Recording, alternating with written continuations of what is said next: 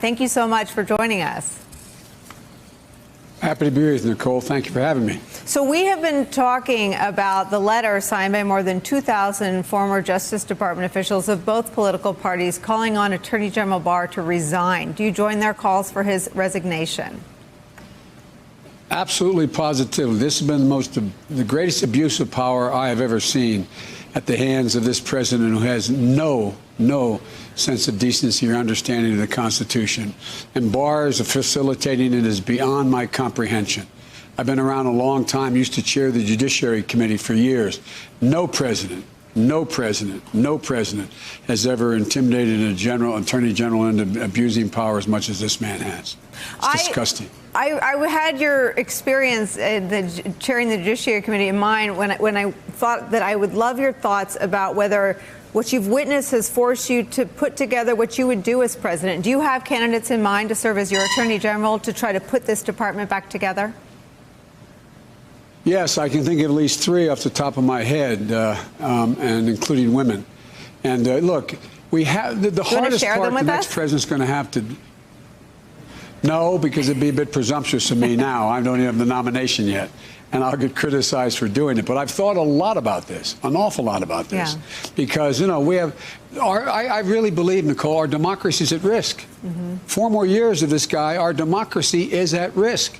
It's the greatest abuse of power we have ever seen. The guy you used to work for is rolling over in his grave, John McCain. I mean, God, this guy has little social redeeming value. Listen, I want to just ask you one more question about the Justice Department and how, under your administration, you direct it. Would it be your mindset to investigate this president? Congress hasn't really been able to get very far because of the stonewalling. Would you direct your DOJ to examine either the Trump organization enriching themselves, or would it be your instinct to try to turn the page? Try to turn the page in the sense that you do not direct the Attorney General's office to engage in certain investigations or prosecutions. Let the Attorney General make that judgment based on evidence that comes before him. But the idea that we would have to go back, and I'd insist that whomever my Attorney General was, they go back and scrub all of the mistakes and all the excesses of this administration. Get rid of every executive order that he's instituted relating to the Justice Department, as well as use as an object lesson what not to do. This is not the president's personal lawyer, period. Vindictiveness is not his to possess. I want to ask you about the impeachment chapter that is now closed. Probably good news for a lot of people. But I wonder if you ever considered offering to testify, either in the House investigation or during the Senate trial, to defend your name, to defend your son's name, to take back the narrative that Trump seemed to command, at least during the Republican-led Senate impeachment trial. Well, I did consider that. And the reason I decided not to do that was that's Trump's game. Every time he has a problem, every time he's in trouble, he tries to divert attention from it. But what I did disappoint me a great deal, Nicolle, was the way the Senate responded. It was bizarre to me. They basically acknowledged that, yeah, he did do that. Yes, he did try to coerce the leader of Ukraine into not getting dirt on me, opening an investigation, even though there was, and he said, no, I won't do that. There's nothing to open an investigation about. Every single solitary person that he's firing now testified under oath that said, I did my job perfectly. I did my job with dispatch. I was honorable. Everything I did was by the numbers. And that prosecutor we fired should have been fired, period. And there was no investigation going on in Burisma. But I thought about it, but then I thought I'm just playing into his hands.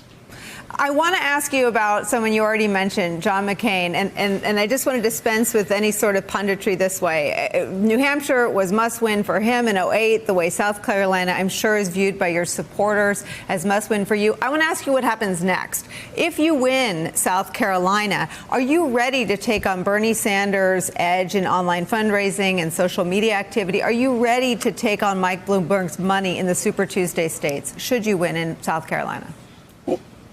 Well, the answer is, should we win in South Carolina, we're going to Super Tuesday. And every one of those states, from North Carolina to Georgia to the whole range of them, have significant minority populations. And right now, that polling data shows I'm doing incredibly well in all those states, including Texas and Florida, as it relates to the primary, but also as it relates to the general election.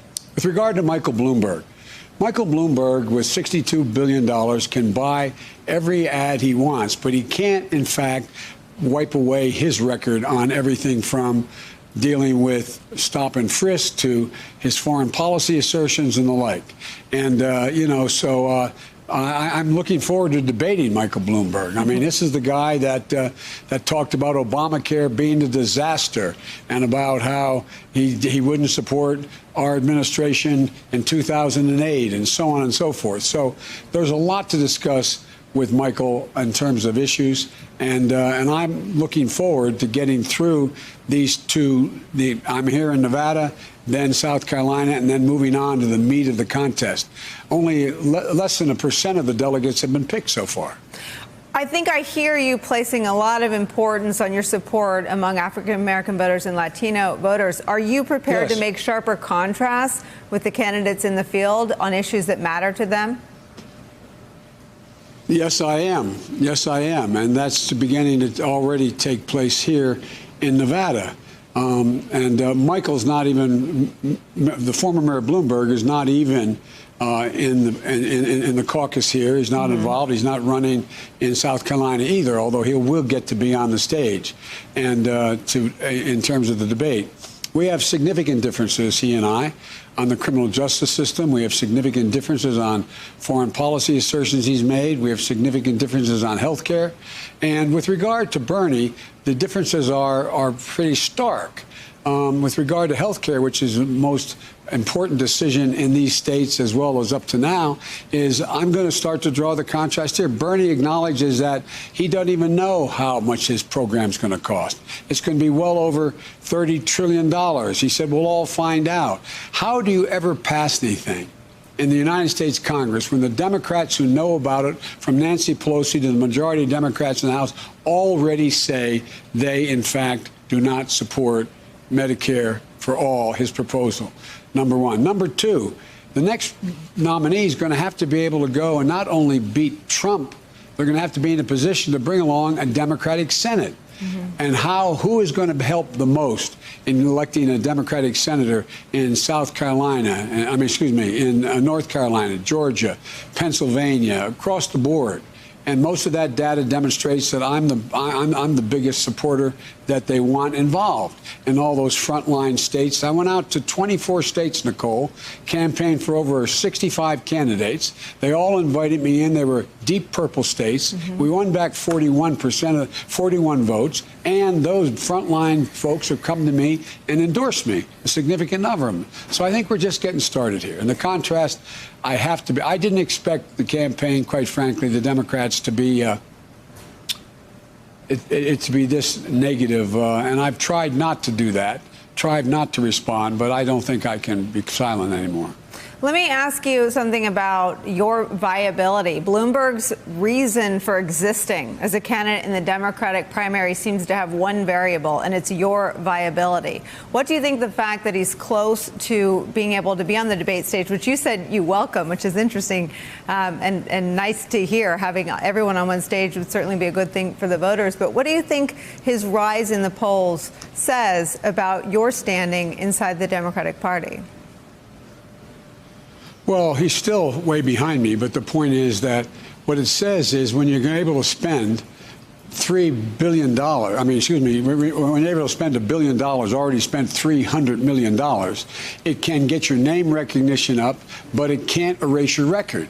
And now we're just going to start talking about the record. For example, I have been the most scrutinized candidate from the beginning because I was #1 and remain in the polls that nationally, and by the vast majority of them. And so I had a target on my back. I'm not complaining. That goes with being #1. I have been scrubbed and dubbed and moved, and I've survived it all. And now you're just starting to look at to look at Bloomberg. We're just starting to zero in on Bernie. I mean, Bernie's support voted against the Brady bill, which I pushed through, the background checks. 5 times voted against it. Bernie's Bernie's attitude about protecting gun manufacturers. He now says it's a mistake, and I think he means it. But the idea, they're just all just starting to look at these other candidates' backgrounds now. And so I'm looking forward to this being a real debate as we move forward. You were asked yesterday by my colleague Chuck Todd about the vitriol coming from some of Bernie Sanders' supporters, and it seemed to be your view, and yes. Jump in if I get this wrong, that Bernie isn't doing enough. Do you worry about the tone and tenor in February of this presidential campaign year? I really do. Look, I know you've seen what's been online. The vicious, vicious threats and things they've said, the misogynistic things they've said referring to the women who are leaders of the culinary union, and the things that they've said about them, and actually they've received death threats. I mean, this is this is Trump-like, way over the line. And I think Bernie has to he has to disavow this. He has to say, I disassociate. I don't want any of those people being with me. Can you imagine if my supporters did that, what you'd be expecting of me? Do you think Bernie... Yes, I'm not saying Bernie won't do it. He hadn't done it yet. Do you think Bernie is Trump-like?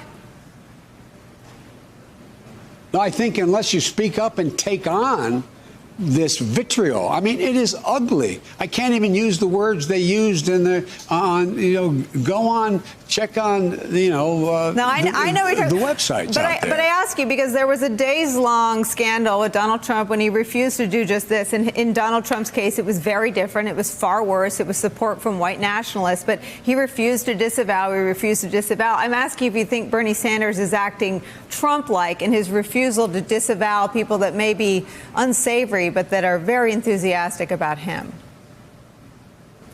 Well, by the way, the white supremacists are very enthusiastic about Trump.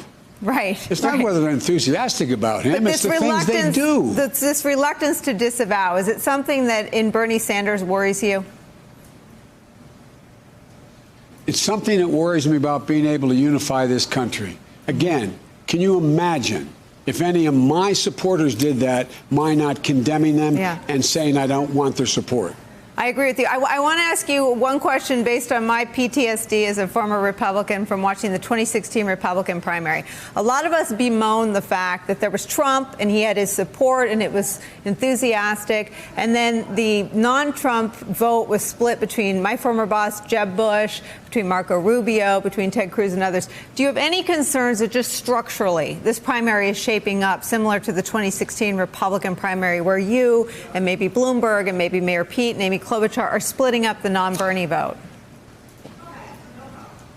Well, look, one of the things we've all learned is that nobody, even in the first two, the caucus and primary, got more than 23% of the vote. Right. Number one. So it's not quite what it was before, number one. Number two, the one thing all the data shows is that the voters in the Democratic primary have one overarching desire: to beat Donald Trump. And who's most likely to beat him? Is a former Republican who just turned Democrat most likely to defeat Donald Trump? Is Bernie, a Democratic socialist, a good guy? Is he most likely to defeat Donald Trump? Who's most likely to defeat Donald Trump? I've been saying from the beginning that I think the most critical thing that has to happen is we have to elect someone who, in fact, can run in those purple states, win Pennsylvania, win in Florida, win in places where we haven't won before, we didn't win last time. And up to now, I have the most diverse support, White high school educated voters, as well as African Americans, Latinos. I'm not saying I have the absolute majority in every category. But my hope and expectation is they will focus on three things. One, who can beat Trump? Who can bring along and keep a Democratic Congress and bring along a Democratic Senate? And once they get elected, who has the skill and demonstrated ability to get things done across the aisle that matter a lot to the American people? And lastly, who can unify the country? And that's what I've been running on from the beginning in terms of restoring the soul of this country. And we'll find out whether or not I can break through on that in the crowded field.